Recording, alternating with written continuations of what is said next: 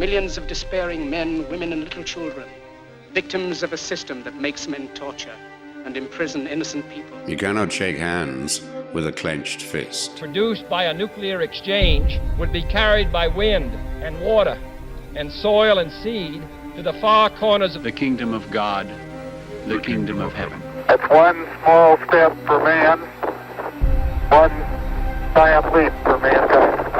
We're not saying that planet Earth is coming to an end.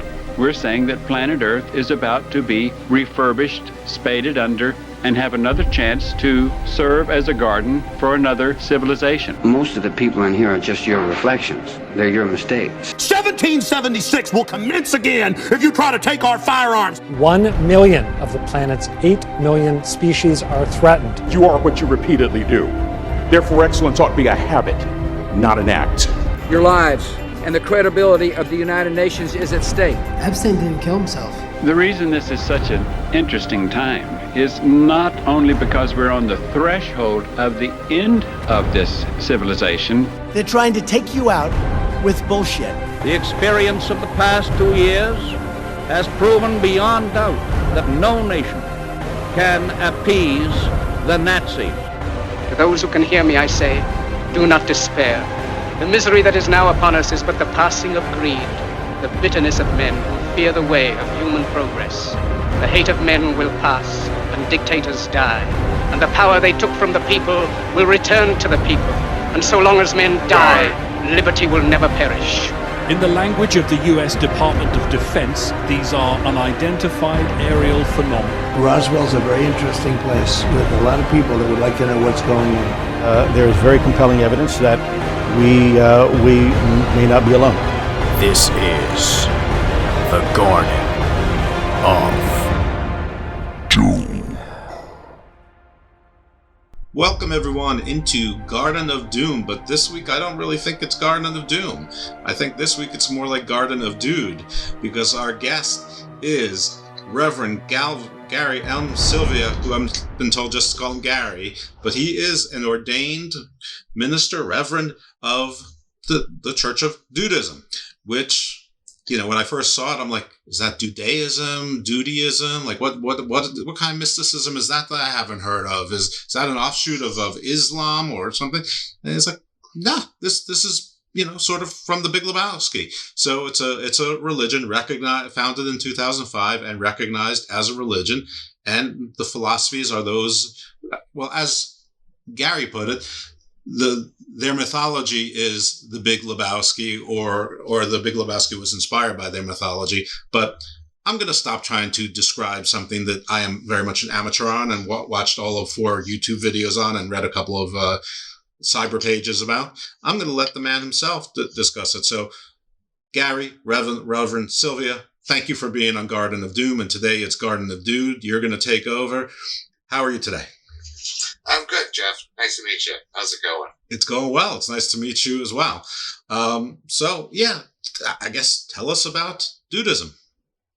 Okay, well, Dudeism started by Oliver Benjamin in about 2005 in Thailand. He was watching the Big Lebowski and just dawned on him that the dude, the character, was living a certain Taoistic sort of philosophy. And, you know, the whole premise of the movie is that he gets knocked off that philosophy and then he has a bad time until he can get back into his abiding ways at the end and get back to his normal, happy, joyous life of bowling and joints. So, sort of like the non-hero's journey. Exactly. He just had to come back to where he should have stayed when he began. The whole movie is based on the fact that he didn't just have his rug cleaned. Yeah, and it's almost like John Wick. He shouldn't have killed his dog, but not at all. But he picked a strange. I mean, I guess when you're the dude, you don't judge anyone. But the John Goodman character was anything but dude-like. Well, it's yin and yang. You often find people. We actually find that the yin and yang are Walter and Donnie, and the dude is the amalgam of the two. So you got the passive and the aggressive, but when you find find the balance, you're the dude, between passion and passiveness and aggression. So where most religions you start with fire and ice, or air and water, or chaos and order, or good and evil, and out comes basically multiples of the same thing to recycle itself over and over again. Gods be, marrying giants and spawning giants and other gods and killing their fathers and then doing rape and horrible other things and sending their chosen ones into deserts for 40 years. This is just like out of the, the two conflicting, like the best parts come out and you go to the mellow. Yeah, you abide, you roll with it. Walter convinces him to go after his rug to solve this injustice that he could have just ignored. Because of that, all sorts of hijinks and chaos ensue.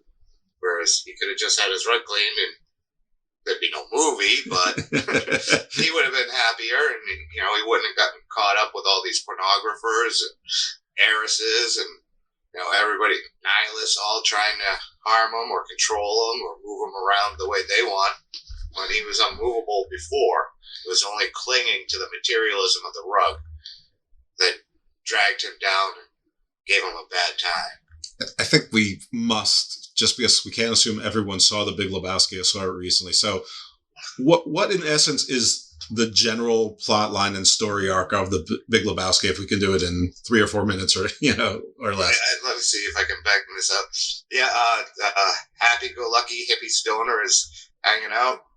In a case of mistaken identity, some goons bust into his house looking for another guy who shares the same name, Jeff Lebowski, and they try and shake him down for money.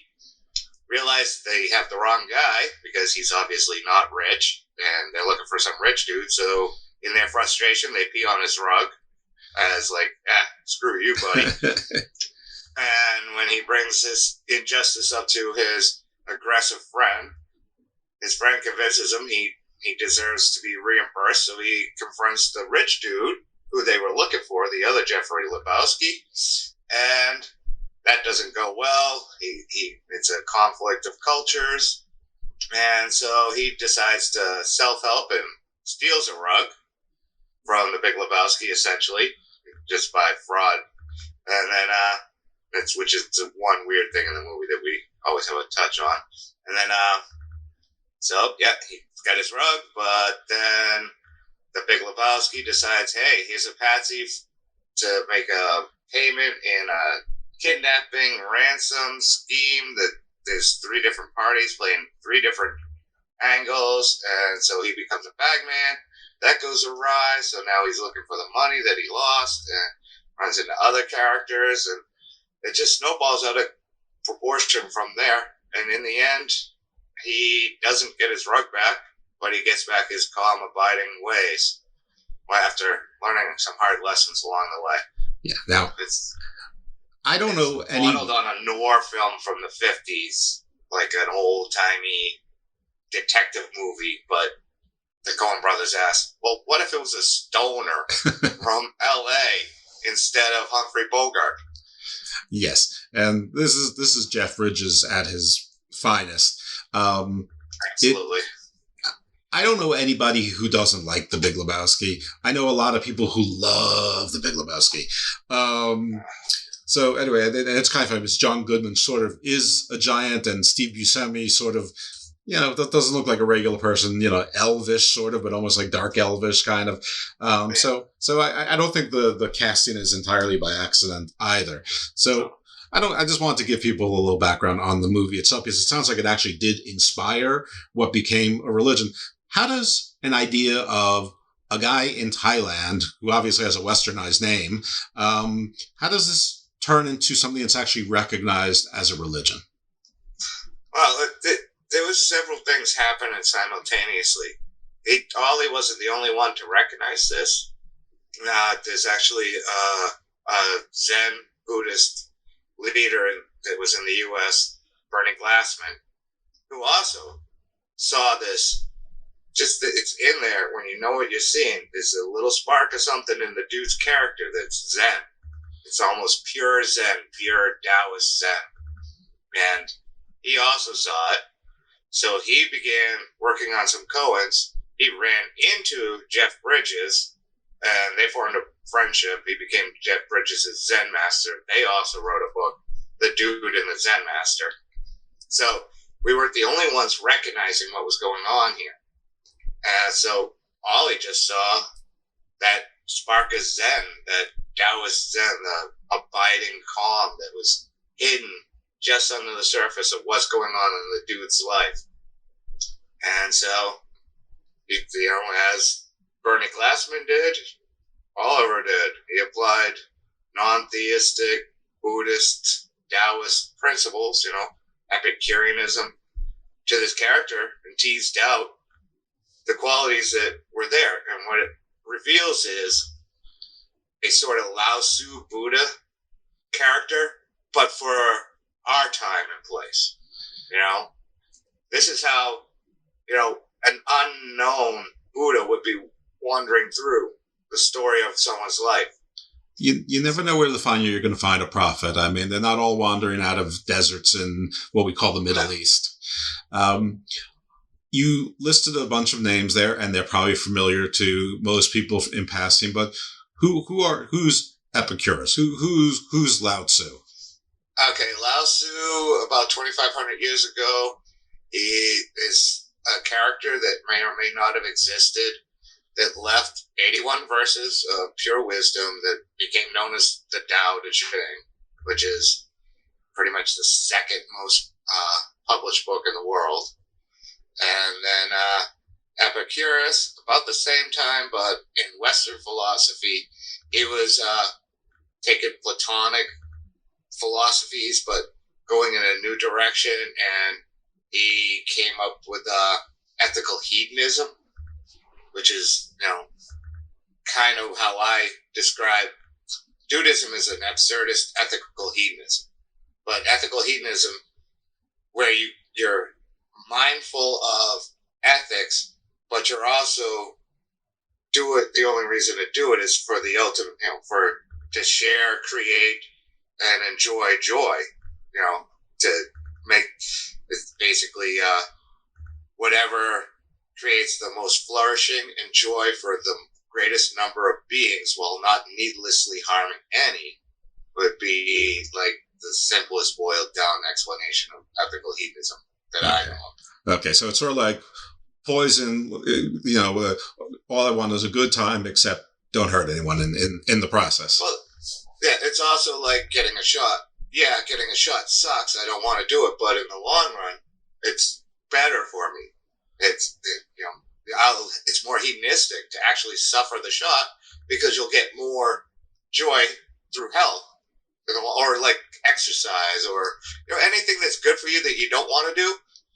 And it also explains that. It also says that not all good things are worth having. Like if it's going to cost me my wife and kids to have this extra $100,000 raise, is it really worth it? Is the money really going to make me happy, or would the people make me? It's about really figuring out what's going to make you happy in an ethical way, and then pursuing that instead of the things that are just illusory happiness. I gotta, materialism is an endless cycle. As soon as you get what you were wanting, you want the next thing. As soon as you get that Harley that you always wanted, now the wanting's gone. Now you need to want something else, and there's no real satisfaction. You just keep moving on.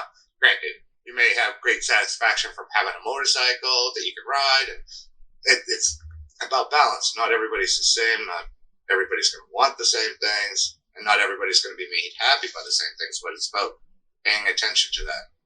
We still know Epicurus is also the one who actually came up with communes in the ancient world, and it was a hugely popular movement. It spread all around the Mediterranean, and they set up communes like all around the Mediterranean, and they're still there. They're actually called monasteries now. When Christianity took over, they took over all the communes, kicked the girls out, and turned them into monks. And that's what an Epicurean commune would have been like if it were more ethical and egalitarian. A bunch of people living in the same place, doing simple life, but a happy, simple life, and probably making a lot of beer or wine. So, like kibbutzes are sort of like that. But that Epicureanism was huge, and until like just around 0 BCE, 32 or 37 ADE or whatever, ACE, that's when it was started to wipe out because the Christians just took over all those communes, turned them into nuns and monks, and said, "Oh yeah, it's the same idea." That's why I like San Francisco, Franciscan monks, San Francisco, right? Franciscan monks seem really happy. It's because their tradition goes all the way back to Epicurus in 500 BCE. I've never done a compare and contrast on monks before. All I know is the Gregorian monks seem to have the coolest chants, and Tibetan monks have the best throats singing. Beyond that, that's about the end of my knowledge of monks, unless you talk about warrior monks, and then there's a whole mythos on that. Yeah, that sounds more like a D&D character, I know. Well, you got Friar Tuck, you have the Templars, stuff like that. And then Shaolin, every kung fu movie ever made. But we digress, or I do. But that, I meander. The Garden of Doom is wide and then is known to have portals in it that take you into strange places. But we're gonna try to avoid those. Say though, the flora may be very pleasing. So let's talk about some of the tenets of Dudeism beyond what you've already said. I mean, I think you've already said that there's not really an actual Godhead. Yeah, no, there's no God, no metaphysics at all. Our founding myth is an intentional fiction. We're not convinced that Dude actually lived or it came down from some special place to talk to us and reveal things. No, it's Jeff Bridges played a character in a movie. It's right. Just a story. Relax. Yeah. So non-theistic, non-metaphysical. We call it the power of realistic thinking. It's a lifestyle. It's a mindfulness-based lifestyle. I mean, if you think like your Dudeist friend is cool, but it'd be cooler if he had a beer, that's us. Pretty much. It's like that modern world, modern tech, and all this, and we got to live with it. So we're kind of like Buddhist monks, but we're not. We're out here doing our thing. The beach bum full of wisdom is a perfect Dude example. It's not anti-religion, though. I mean, you said you could be a Christian and a dude. You could be a Muslim and a dude. It doesn't matter to us. Yeah, it's not atheistic. Atheistic says there is no God. We're non-theistic. We're not asking the question. Yeah, we're not in that debate. There maybe not. I don't know. I can't tell you. Either way, it would be the same.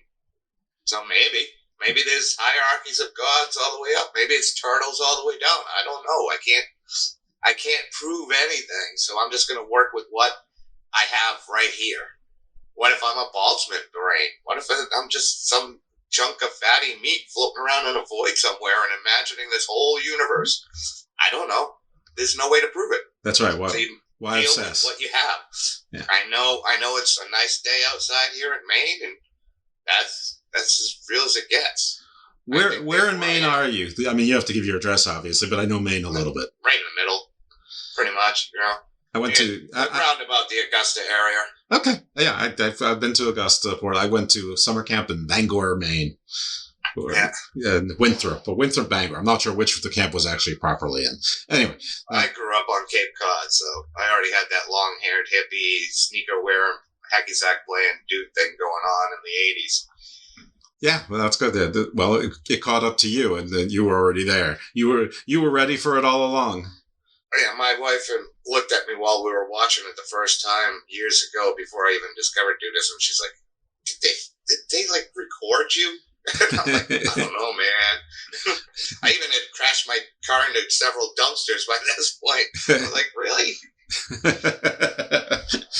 It was preordained. Maybe. Well, we don't believe in that, I guess. Or you? Well, I know you do. And there's no. I know that you said there's no dude heaven. There's no dude hell. No, we don't know what happens. We don't know. No one can answer the nature of life. If you can't answer that, you can't answer the nature of death. So just be cool. You work with what you got. I mean, you may wake up tomorrow and find out you're Zorkon the space god, and this was all a dream you were having. You don't know. I want to differentiate, because you did an excellent job of differentiating between atheistic or non-theistic and a mocking religion. And you point out the spaghetti monster, which is something I didn't even know what it was until about 10 or 12 years ago, where someone much younger than me, pointed out how there's the great spaghetti monsters being painted on billboards. Don't you see it everywhere? I'm like, nah, not really. But now that I look, now I see. But that apparently was a cultural phenomenon for a while, but that was an example you used. So, maybe if you could retell that here. Yeah, they formed more to make a point, a social point and political point about how government was acting towards one religion versus another. So they were like, their claim was, well, if you say, it was mostly about teaching creationism in schools, what generated them. And they were like, well, if you're going to say, it was created this way, there's with the same amount of proof that I could say a giant plate of spaghetti created it. So it was like just a quick lark that, oh, hey, the spaghetti monster. And so it took off to make this point. We're not making that point. We are a lifestyle philosophy that can be applied to other philosophies. There's I've met plenty of Buddhists that were also Christian and reverse. When you get a philosophy and a religion, they're not necessarily mutually exclusive, So yeah, you could be a Dudeist Christian, Dudeist Muslim, Dudeist Buddhist. We're not in conflict because we don't claim any God that you have to say doesn't exist to allow your God to exist. Right. We just don't say anything about God in a Dudeist way, as Dudeism. Individual Dudists have thoughts on this, but Dudeism itself doesn't say either way if there's a God or no God. It's not pertaining to that question of life. The question we're asking is, how can I live a good, happy, ethical life that's calm and peaceful? So you're a reverend, and on your site there's, one can get ordained. Is there an actual church? Are there churches, or I'm just using that word for any sort of house of worship? Yeah, no, there's no brick and mortar to Dudeism right now. We're all this ethereal internet land stuff at this time. It's kind of how it works best, I guess. I mean, we eschew too much structure as Dudists. We have to allow for one of the things that Dudists do in this world is we are wedding officiants.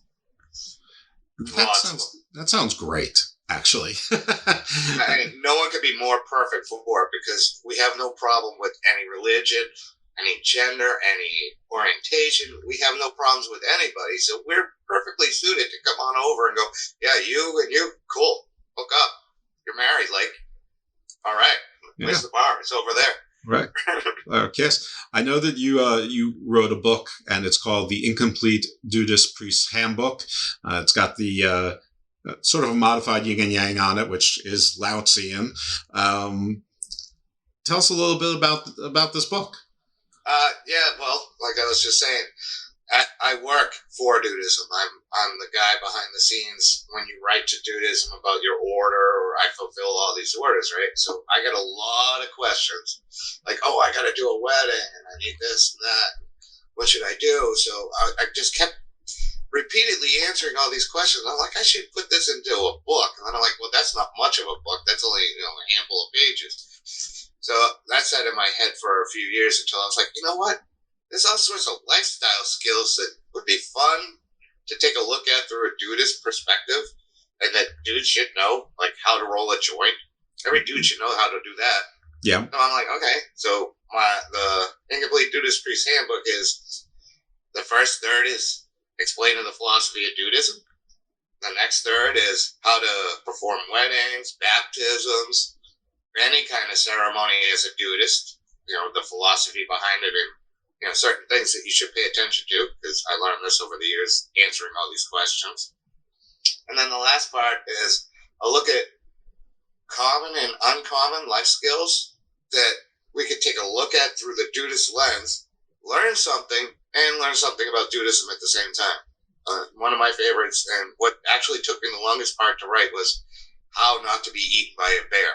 And then I put a lot of work into that section, and I hope a park ranger would read it and go, well, this is actually excellent advice. Kind of funny too, but Is it better than the advice given in Cocaine Bear? Oh, I haven't seen that yet. I hope to see it soon.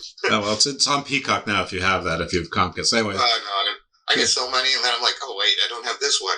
It's Modern World, right? Yes. Well, it came with Comcast for a while. I'm not sure if they bill me for it now. I just don't look. But anyway, the advice they gave you there was, if it's brown, lay down. If it's black, fight back.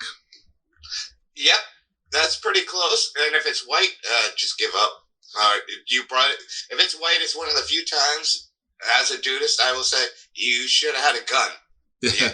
If you go where the big white ones are, just don't go there first. Yeah. But if you have to, black bears, they're almost never going to prey on you. So it's if it's a male, fight back. If it's female, just get away. Just go, look in the eye and back up. Right. If it's a grizzly bear, that's a lot rougher. If it's a female, just hunker down. She'll beat the crap out of you and go away. If it's a male, he's going to eat you. You got to fight back. Just gotta. You have no choice. Okay. And give all sorts of points on how to do that and how to avoid them in the first place. That seems like the best thing, though. Yeah. Make noise. Watch for where they might be. Stuff like that. Don't play with their cubs. Don't feed them. No, don't do that. No. But the polar bears. That section just said don't. Basically. Right. And if you need to go to a cold, wide area, go to the South Pole. There's no polar bears in Antarctica. The penguins ain't that rough for it. So. Right. I mean, I wouldn't go in the water. I mean, a seal might bite you. Orcas are everywhere, but polar bears. No, don't mess around with that stuff. Anyway, besides bears and besides rolling a joint, I would imagine like conflict resolution or conflict avoidance might be in there. I mean, if you're in a bar and there's a fight that happens around you, it looks like it's going to happen. Like, what would the Dudists do? Would they try to stop it, or would they just sort of get out of the way? You can kind of still follow the bear stuff. I actually think I equated the two ways of dealing with a bear and dealing with a person at a bar, for say, or just someone's trying to start with you is almost the same. I think I did equate those. I don't think I did anything seriously conflict resolution. Okay, did you ever see the movie Bullet Train? Huh? Did you ever see the movie Bullet Train? I just watched it, yeah. Okay, so the David Tyree or Bryven, it doesn't matter. One of the twins, the hitman, he reduced every person to a Thomas the Train character personality trait, and it's supposed to be funny and quirky, but it turns out to be almost essentially. And I feel like this might be what you're doing with the bears and equating them to people. So I'm glad you just saw it, because hopefully you know where I'm going with this. Otherwise, this would have been a long meandering for a dead end. Right. But so okay. So explain to me, how does the bear thing work with people? Well, some are just, ants trying to predict something, a little scared. If you give them a little room, they're going to go away. Some are just blustery, and you can either deflect, avoid, just try and avoid them. They're not going to do you any good. If they come at you, you might have to fight back, We're pacifists, but that's nothing to hide behind. Right. And some just stay out of their domain. They're just trouble. You know the places and the people where they're super toxic, and it's just not going to come out good for you, no matter what you do. You ever meet someone and you get those hackles on the back of your neck? You probably stay away from that. You give them a wide berth. Yeah, one time I looked into one guy's eyes, and I was a construction worker at the time, and I never wanted to get off of the roof of a 3-story building so fast in my life. It's like, I gotta go. I looked in his eyes, and I'm like, no human being is safe up here with him up here. And I'm like, I gotta go. Bye. And I learned later, I was completely right. This guy was just trouble. What aside from intuition, what are the telltale signs? Like, is there like an eye twitch? You know, Clint Eastwood always knew who to shoot first, right? You know, how do you know which is the ant, which is the grizzly, which is the black bear? I think they're all imprecise unless it's completely obvious. That was like a completely obvious thing. I could see a wild look in his eye. It's a look past you, through you, into you kind of look. My dad could do it on command. It was freaky. He just give you this. It's a weird look that reduces you to nothing but an object in the way. And, you can sense they have no sense of humanity when they look at you. But I wouldn't put myself as an expert at that, especially if you talked to my friends before I was a Dudeist, and all the stories of me coming flying out of the bar with a pizza in the air following me. So, well, at least you got the pizza. Yeah, oh yeah, that's what I said. I'm like, I still got the damn pizza. Yeah, I mean, there's some dude success there. Yeah. No, like I said, a lot of us start off as Walters and find our way here. You know, I'm a war veteran and all that, so literally started as a Walter. Gotcha. Yeah. So, your handle is the shipping dude, and I assume that's because you're the one who takes care of all the logistics at whatever serves as a back office. Your show is called The Limber Mind, and so. If it's not obvious by now, how does the limber mind fit in with Dudeism? That's kind of, well, it started as like I needed to call myself something when I took it's a subcontractor job with Ollie and Dudeism, so I needed to call myself something. I was like, that's a good one. And then I was like, I have things to say that may or may not be straight up Dudeism. Dudeism is one thing, but you can compartmentalize and have personal opinions outside of it on things that don't speak to Dudeism or how you relate to Dudeism. So I wanted to have a little voice of my own and expand on that idea. Help explain Dudeism without getting it too officially. I'm just some other dumbass dude out here doing my thing, so take it or leave it. There's no shortage of us out there just doing things in the ether. All right, there was a post there, and I purposely did not look at it because I wanted to hear it for the first time from you. Because there was something in like Dudeism and She-Hulk. Oh yeah, no. In the She-Hulk series, in the finale, they had a guy wearing a duded sweater. You know, the dude's Pendleton sweater. Uh-huh. Westerly, am I right around the corner here? And he was wearing it, but in a decidedly undue character because he was part of a He-Man Woman Haters Club thing going on. So I just took it and ran with it for fun. Marvel, why are you playing us like this? You had the dude in the first movie. Jeff Bridges was in the first Iron Man. He's in the MCU.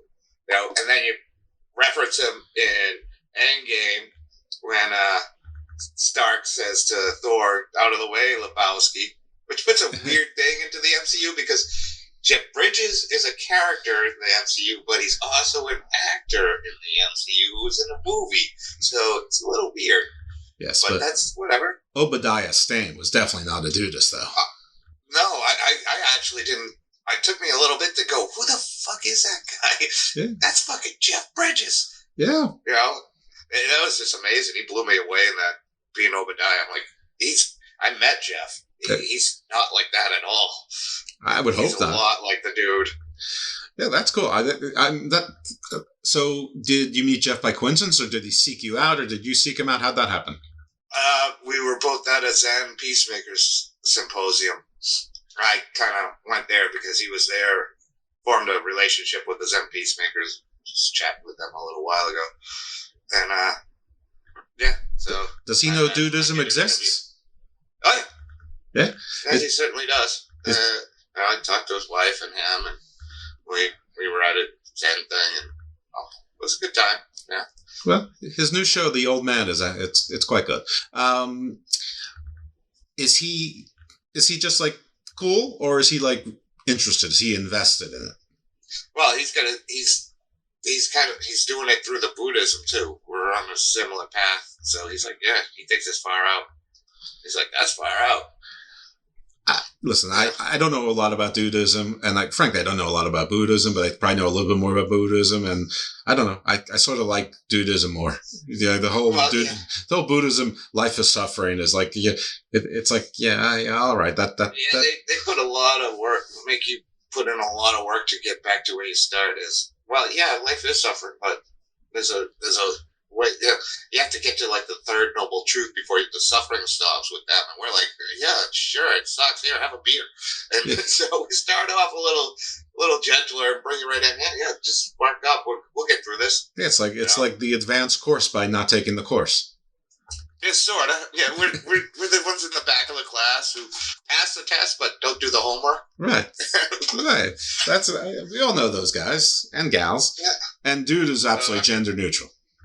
Yeah, so if you're one of those people, come on down. You might like our little community. That's the best part about Dudeism. It's like, Dudists, they're fucking the best, man. Any of our pages, you go there, you see just amazing, empathetic, caring, intelligent people, using sound philosophy to work through personal and social issues. That's just great. Everybody's so supportive. How is it, well, actually, first I want to ask this. I mean, this must be international because obviously the John, I think you said Oliver Benjamin, it was in Thailand. So in how many countries is there some type, I know Dudeism is almost definitionally informal, but in how many countries would you say that there's a Dudeist following? I've mailed to pretty much every country on the planet. Really? Absolutely. Yeah. Last few years, real slow out of Russia. China and Russia, they're real slow because they get the clamp down on the internet. But and real popular in Germany and the UK, Ireland. Our Dudeist priests outnumber Irish Catholic priests. Technically, there's more Dudeist priests because most people who are Dudists become a priest. So, but technically, we outnumber Irish Catholic priests in Ireland. That's pretty amazing. Yeah, I mail 30 or 40 orders a day. Wow, that's terrific. Yeah. What about like North Korea? No, nothing there. Sorry. South Korea, absolutely. Sure. I probably send 4 or 5 a year. Cuba? Nope. No. Suriname? Suriname? Well, now you're digging. Maybe. Of course, I'm going to dig. This is the Garden of Doom. I'm trying to think of like the Congo. I'm trying to think of countries that are like in. I've done that. I remember doing Democratic Republic of Congo twice now. All right, I'm not going to just keep listing countries and ask you yes or no because I've listened to shows where they do that. A lot more where it's going to be yep. But yeah, the big ones are like Russia, China, North Korea. Any place where they don't have really free societies, you won't find it. But any place with a really free society, it's either growing or slowly growing. How about stands? Like Afghanistan, Turkmenistan? Yep. Pakistan. Oh yeah, I just sent 2 to Pakistan. This is terrific. No, we're literally all over the world. We're mostly sure in the U.S., but at this point, I think we're closing in on 800,000 or a million ordained Dudists in the world. Nice. So, and I was just in a random thread on Facebook, and for some reason it attracted a bunch of us Dudists. There was like 4 of us, and just randomly showed up in a thread. I mean, 4 of us. It was a little weird. I'm like, wow, what's the numbers at now if there's 4 of us just randomly popping up in something that has nothing to do with Dudeism? So, I mean, obviously you said the United States is the largest right now customer, we'll call, of Dudeism or consumer, not necessarily in a monetary way, just, adopting it. It's hard, like this show, we don't really get into politics when we can avoid it. And, but does Dudeism eschew politics or like, do you take positions on gun control or I mean, I imagine that the Dudeism is obviously, pro legalization of marijuana. I mean, that one seems pretty obvious. That's an easy one, yeah. But like, what's your stand on like cocaine, or fentanyl or whatever, or do you not really get into stuff like that? Well, officially as a Dudeist, not really get into too much of that. I mean, Dudeism is a philosophy, not a politics. Right. It's not a political ideology. It's a philosophical ideology. You wouldn't be a 501c4. You wouldn't be. You're not lobbying for anything. No, we're not trying for that. I mean, if we set up any actual, say I start a charity, which I'd love to do, that might be a nonprofit. But what we're doing right now is we're not a nonprofit. We're not directly helping anybody, even though we are helping people. Well, people find Dudeism. Listen, in the real world, I'm a lawyer. A church in and of itself is a 501c3, so you could be if you wanted to.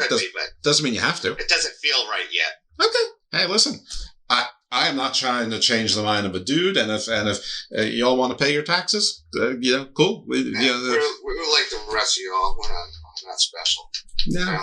I can assure you, in the world of 501c3s, there's plenty of people who probably shouldn't qualify for that. But I will leave that one. Well, actually, in my part of my other world is pro wrestling, believe it or not. And the $1 Million Man, both of his kids are been indicted for federal fraud using church money.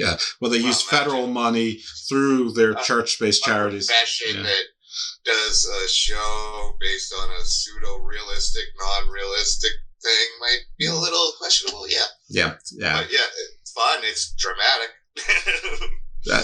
Right, except when you were supposed to be paying for low-income housing and instead, made yourself rich. But anyway, that's neither here nor there. Most political things we stay out of. I mean, we're very much we're a lot of libertarians like us, because there's a serious libertarian bent to it, but it's not that unfettered, free-for-all libertarianism that has grown up in the U.S. and certain cultures. Right. It's a little something, also popular socialist because of the non-materialistic and the empathetic nature of it. So it really just comes down to what policies we look at policies based on philosophy and ethical hedonism. What's going to create the most joy for the most people without needlessly harming anything. And sometimes you need to harm people. There's an argument to be made for stopping a terrorist. Mm-hmm. It's going to do a lot more good in the end. It becomes then you get sucked into utilitarianism, and it just gets harder and harder from there. Nobody likes an ethics philosopher because there's no real answers. Oh, well, that's the fun of philosophy, isn't it? You could never, at some level, you have to find the existential crisis. I mean, you can be a science absolutist or you can be a religious absolutist, but at the end of the day, you still have to figure out what caused the Big Bang or what caused the word. It's hard to distinguish at some point. Just like socialism and fascism. There's one's supposed to be on the right, one's supposed to be on the left. But when they meet in the omega, he went so far right, he turned left. Exactly right. Yeah, right. There's a place where I personally, through my Dudeist philosophy, try and reach across, try and debate. Like, I can't stand listening to people who agree with me politically. Right. I just can't take it. I'm like, yes, I know. Yes, I know. You told Brent, he told me, blah, blah. Right. I want to talk to someone who has a completely different idea and either learn more about my own idea or theirs, or maybe even persuade them to see the world differently. Is there sort of an archetype of who would be attracted to Dudeism? Is like sort of like careers to do and careers to do? Like I would, like, I'm a lawyer, so I would think that lawyers would be terrible at Dudeism. Is that just a myth? Is that just I just made it up? I think we have a few lawyers that are there because seeking balance. You're asked to do a lot of questionable things, and you have to find a way to deal with that. It's an important job, so you can't just stop. So it might be good for lawyers. I don't know. It might be. No particular thing. You think we get a lot of slackers, but it's not about not doing anything and slacking. It's about doing things that are authentic and real. Mm-hmm. We're not materialistic, but we're also not this kind of thing where you have to take a vow of poverty or something. Everybody has their comfort levels. It's not so much how much money you make, it's how you make it and what you do with it. Right. That matters. So it's not full of starving artists, but there may be artists there, but they make a living, whatever their version of a living is. Right. A lot of people fairly affluent like it too, so it helps balance them out. maybe pushes them into a more empathetic and generous nature, and that's great. I mean, if you're a rich person who's generous and kind, who's going to begrudge Paul Rudd of having some millions? I'm sure he's doing wonderful things with a lot of it. You know? I don't know. Is Paul Rudd a Dudist? I don't know. He could fit right in. Okay. He's got that vibe. He could. Non-threatening, but I'm here to, like the Dudeism a coward. That's true. He's not. He walks into situations. He's just doing it in a bathrobe.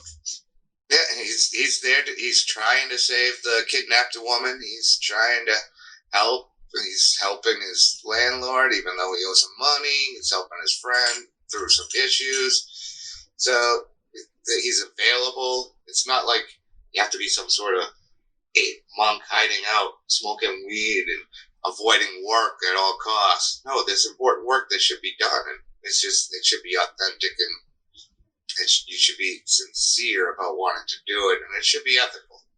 That's what we say.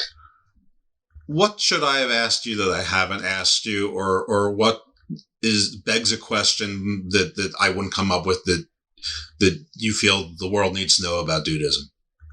Okay, we don't have dudette.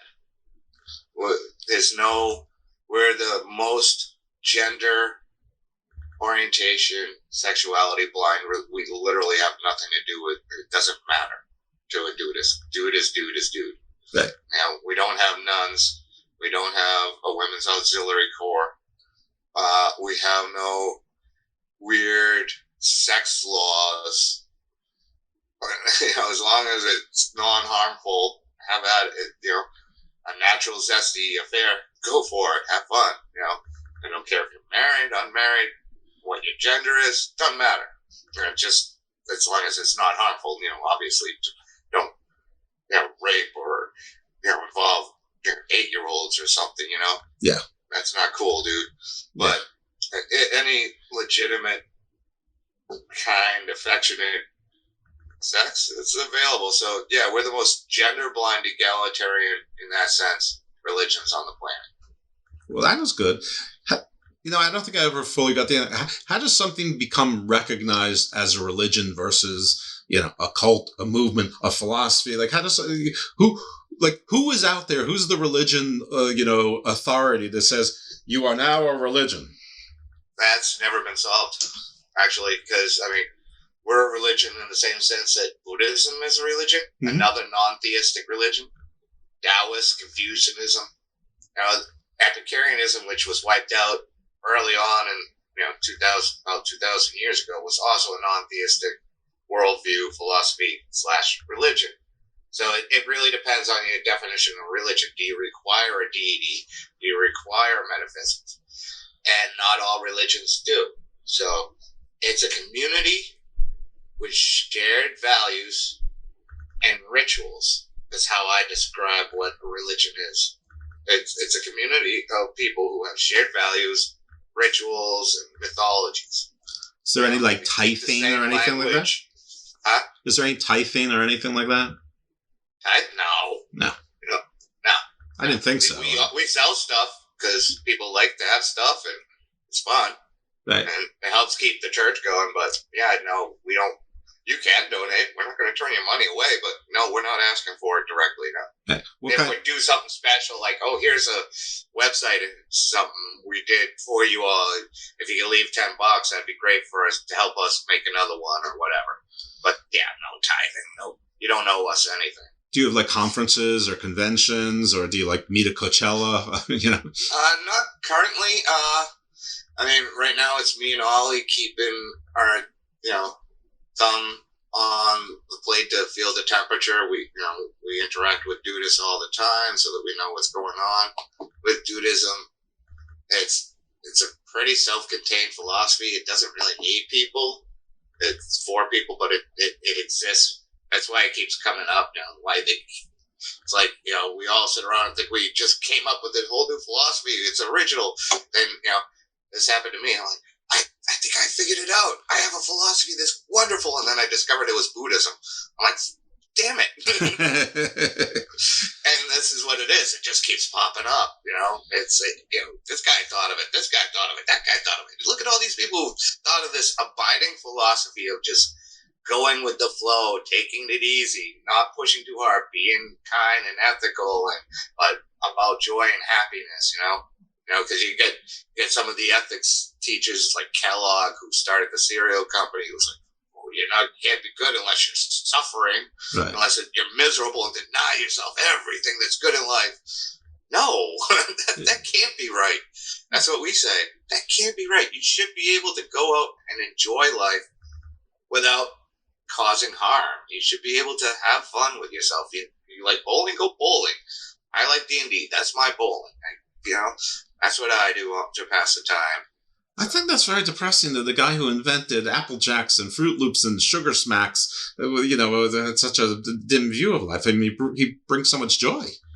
I mean, it's like that whole, he started that whole thing where they were putting the cages on little kids' hands so they couldn't touch their privates. Oh, my goodness. First of all, why were you thinking that? And second of all, what the? That's an extreme idea no matter what. I mean, you don't actually go blind. I mean, yeah, come on, relax. Let the kid do it just till he needs glasses, my dad used to say. Yeah, right. I only did it till I needed glasses. Yeah, well, this is I'm divorced, and obviously my kids are older now. My youngest is close to 20. Anyway, so the first, my father was helping my ex-wife change a diaper, and the baby, he was it might have been a month old, 3 months old, whatever. He's playing with his wanker, and my ex-wife goes to him, "When's he gonna stop doing that?" And my father's like, when he's 90 or dead? When he dies. Right. It slows down over time, but yeah, I'm pretty... my sisters have all worked in nursing homes. So I know. It doesn't stop. No, I do. You end up in the same place. You open your diaper and you're playing with it. Right. And having diapers changed. So, yeah. It's a terrible fucking thing, but that's the circle of life. That's right. Old Benjamin Button, there's the in-between. The whole thing is the in-between. If somebody that's what it is. It's all a journey. If somebody wanted to get involved in Dudeism, how do they go about doing that? Oh, super simple. Just come on down to Dudeism.com. Spelled the way it sounds. Dudeism. That's great. And the YouTube channel, is it called The Limber Mind? Like if someone wants to subscribe? Yeah, that's The Limber Mind. You just punch that in, you'll find my website, you'll find links to my book, you'll find my YouTube channel. And they're also available on the Dudeism site. It's a deep site. Ollie's got something like 60 different pages in there, and all sorts of fun things and history and information. And you can get ordained, you can order your stuff. We're always adding cool new stuff to the store. That's great. Yeah, no, I watched the YouTube stuff. I've told the ones I saw were between 6 and 10 minutes, and they're very entertaining. And sometimes Gary is having a conversation with perhaps himself off camera, asking deep questions like, if they can only see me from my my shoulders up, why do I need to be wearing pants? Which this is on half of those news programs they gotta be butt naked under that table. I could be right now. I mean, same thing. Yeah, you just don't know. You can only see me from the chest up. It's like, I'll wear a shirt, I'll brush my hair, but underneath I could be Cthulhu. I could, be an octopus now. Right? Yeah. Not even sure you exist. Oh my God. Well, yeah, that's the whole Matrix thing. Like you said, everyone's like, do you think we live in a synchronization or a simulation? And I guess the Dudeist answer is, what difference does it make? If it is, you can't control it, so just, chill out, have a good time. I got a bowling game tonight at 8, so if as long as it lasts past that, then we're good. Yeah, that's the Dudeist answer. Yeah, can we simulate a few more strikes? Okay. It's a simulation. I need to check my character's stats. Yeah. Something's off. Yes. Can we simulate better pizza at the bowling alley? I mean, that's what I'd like to do. But yeah, that's I had someone ask me, goes, because the whole thing now is like, are we in a simulation? It's like What difference does it make? What are you going to do about it if we are? I mean, so why are you worried about it? You're still either you're living a real life or you're somebody's video game character. It's not like Free Guy the movie, which was a great movie, but it's not like you can go out and change it and manipulate the simulation. They got this. So you're not Morpheus. Relax, buddy. Just enjoy your steak. That's right. Maybe somebody's Morpheus. I haven't met him yet. I'm the opposite of Snoop Dogg. I ain't he and he ain't I. Maybe Snoop Dogg can take us there. I'm not so sure about that either. Maybe Snoop Dogg is Morpheus. You just have to sit with him with that one joint one time. Maybe. I'm thinking that Snoop Dogg... into the universe. Maybe Snoop Dogg's a Dudist. He could be. Could have got the vibe. He does have the vibe. He could absolutely be a Dudist, though he does have a WWE Championship title belt. So I don't know if that does that. That kind of. Nobody knows what the dude did for money, so he might have been a wrestler even, for all we know. That's right. Nobody did know what the dude did for money. I mean, he didn't live extravagantly, but he had money. He was, he was being charitable. Yeah, he was doing things. He could afford bowling and beer, and his drink of choice sure wasn't cheap. So.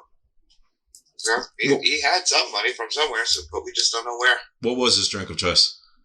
The White Russian. Oh, okay. Asian. Is that your drink of choice also, or no? No, I'm a bourbon guy. Bourbon and beer. Okay.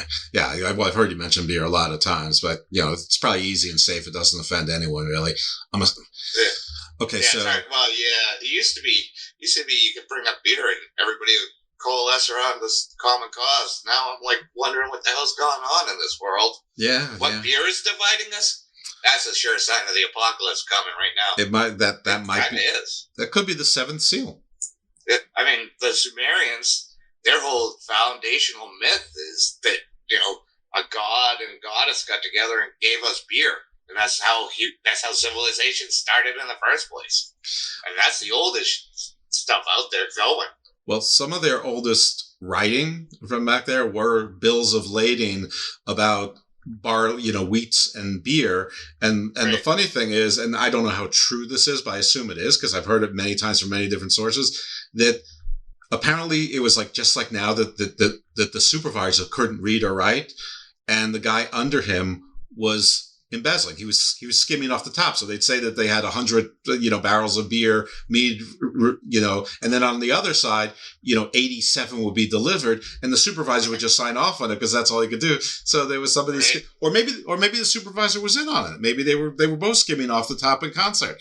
And yeah, humans have been like this for approximately the last 50,000 years. So whatever we're doing, they were doing, just in a different zone. Just a cuneiform. It's entirely likely that the first two crops that caused human beings to settle down were cannabis and beer. I mean, humans stopped being animals wandering the savannah because they figured out how to party. It could be. Yeah, that's not a bad thing. So that brings me to what is really popular these days. And, we've gone from weed to now everyone's, magic mushrooms is the next thing. But peyote has been obviously in First Nations lore forever. But now everyone's like ayahuasca this, ayahuasca that, DMT, I guess is the new genre. Does Dudeism embrace any of those things, or is it just hey, as long as it's safe and you're not hurting anyone, go for it? Yeah, I mean, I think we're obliged. I mean, the dude mentioned that he had the occasional flashback referring to acid. Sure. And I also there's a Sam Harris quote I really like, and he's talking about how he's ashamed for a human to die without ever tripping at least once. And I think it is important to the human experience, the breaking down of all the barriers to sense what an interconnected reality this really is. It's hard to imagine not doing that from my perspective, because I have had several flashbacks involving several different substances. I'm a big fan of psychotropics and entheogens. Not a fan of opiates. What's an entheogen? It's a drug that leads to a sense of seeing God. Ooh. What would be an example? Well, marijuana is a real light-duty one, but yeah, acid, LSD, psilocybin, all the good trippy drugs. You know, maybe not that. Damn, I just forgot the name of that. Opium? Common flower that you can smoke and it gets you really trippy for about 6 minutes. Oh, I don't know. Glue. Glue. Yeah, that's maybe no. that's just shutting down brain reactor. Yeah. Okay. So that's no good.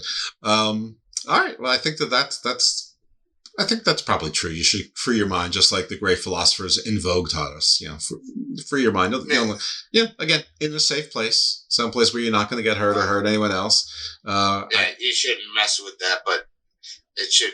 If you have the chance, in a safe way. And I've been told that if it's with something that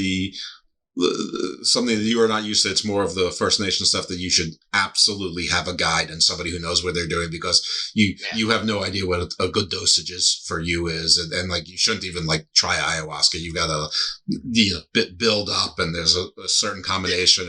It could be like eating a blowfish without cutting it the right way. Right. Yeah.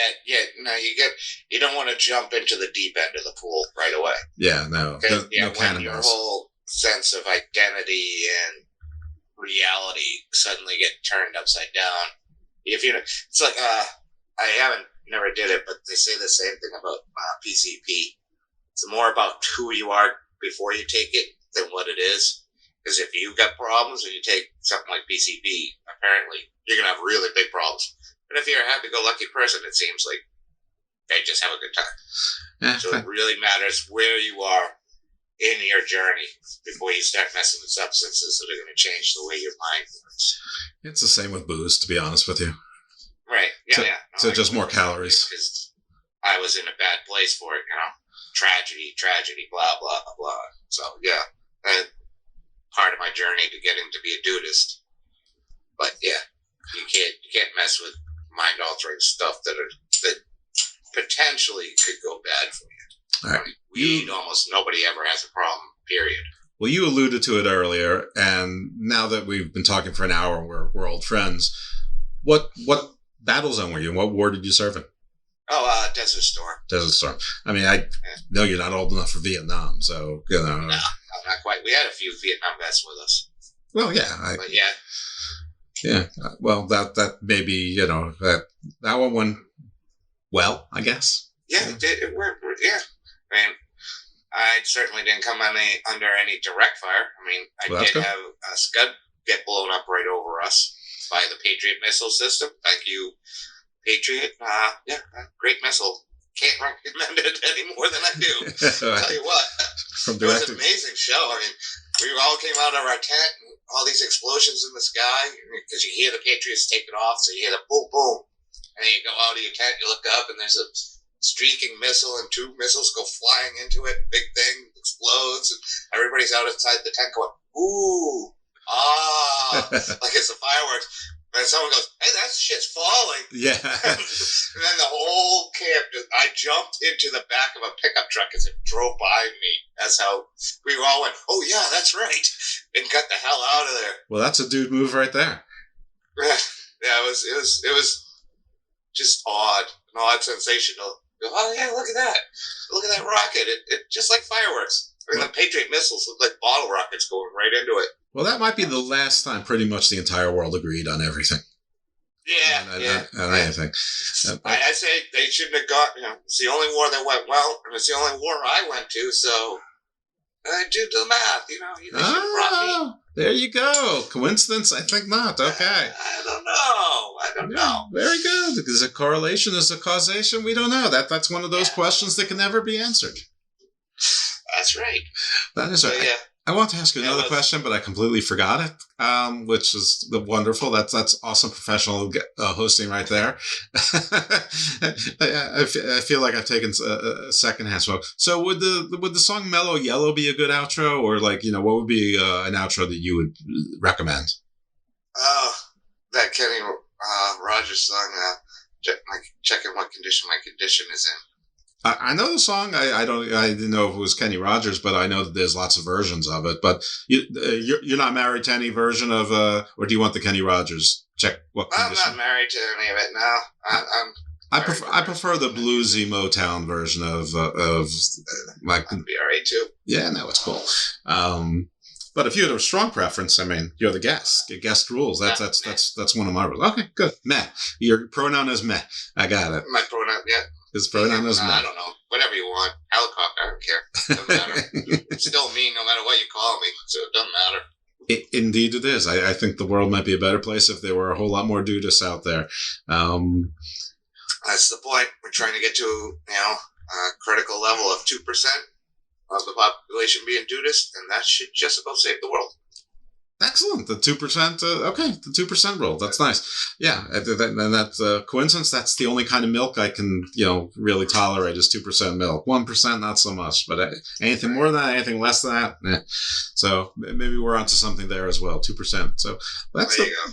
So everyone, definitely look into Dudeism. Check it out. If you're interested, join the church, join the religion, buy the book, pick up the book, and maybe get ordained, because it seems like it's extremely egalitarian. I'm definitely going to look at. I just, in all seriousness, this is not a joke, and I don't think that I'm there yet. But like compared to where I was 10 years ago, much closer to being dude-like than then. But I'm definitely not there, and I understand. And I don't want to be like make something into the big spaghetti monster. It's not the big spaghetti monster. So, but hopefully in another 5 or 10 years, I might just get there. Especially talking to people who are less intense about things, and unfortunately with a show called Garden. Well, not unfortunately, it's my show. I can go whatever direction I want, but it's I do talk to a lot of people who are very intense about a lot of things. I mean that's and it's it's sort of self-fulfilling prophecy with Garden of Doom, which the name really didn't have anything to do with that. It's any long-time listener of the show has heard the origin story, and they probably don't want to hear me say it again, so I'll spare them of it. But it just is. It's just something that, like you said, the show is what it is. I'm not going to change the name. The pronoun is Garden of Doom, but if you want to call it Garden of Dude for today, that's fine. And today's episode was Garden of Dude. Today's episode is absolutely going to be Garden of Dude. I actually decided that yesterday, which was, it wasn't a hard decision to make. Sometimes something in the show, hits and says, you got to change that. But nope, it still works. All right. That's the thing is Dudeism is always about fun and having a good time. Just have a laugh, man. That's right. Just be, don't need nothing but a good time. A little bit like poison, but, just take down the hairspray a little bit. Yep. All right. Anything that you want to leave us on? You want to remind us about that website again, or anything where any books they can pick up or merch? Just start the journey through Dudeism.com. It leads everywhere. It's a rabbit hole, but it's a well-lit, fun, happy rabbit hole to go falling down. Well, I can tell you as someone who started and watched a bunch of the YouTube videos and read some stuff, it's fun. I mean, you have absolutely zero to lose in doing so. So I'm going to thank the good Reverend Gary M. Silvia for joining us. Look into Dudeism.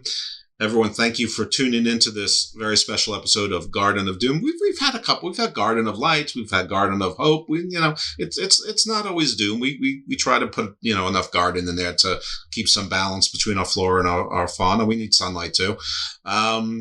So yeah, everyone check that stuff out. Thank you. Give a review. Subscribe to his channel, The Limber Mind, on YouTube. It's not going to take a lot of time out of your day, and it may just make you chuckle a couple times. I chuckled out loud a few times when he was being intentionally funny. And that's always a good thing. So, everyone, give us a rating and review, refer the show to your friends, and we thank you for tuning in, and we will see you next week in the Garden of Doom. Yeah, oh yeah, what condition my condition was in. I woke up this morning with the sun down, shining in. I found my mind in a brown paper bag, but then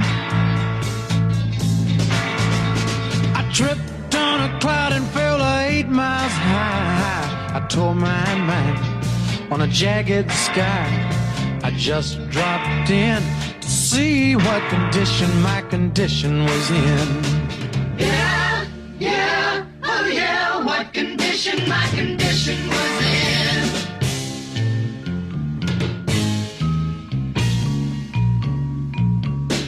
I pushed my soul in a deep dark hole and then I followed it in. I watched myself crawling out as I was crawling in. I got up so tight I couldn't unwind. I saw so much, I broke my mind. I just dropped in to see what condition my condition was in.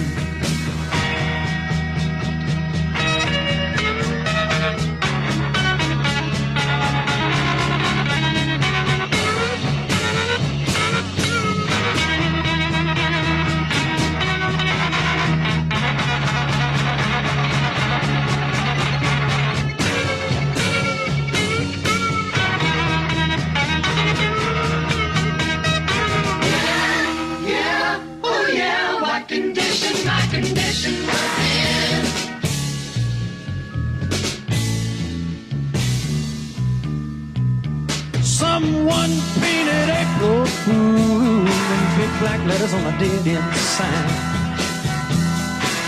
I had my foot on the gas as I left the road and blew out my mind. 8 miles out of Memphis and I got no spare. 8 miles straight up downtown somewhere. I just dropped in to see what condition my condition was in. I said I just dropped in to see what condition my condition was in.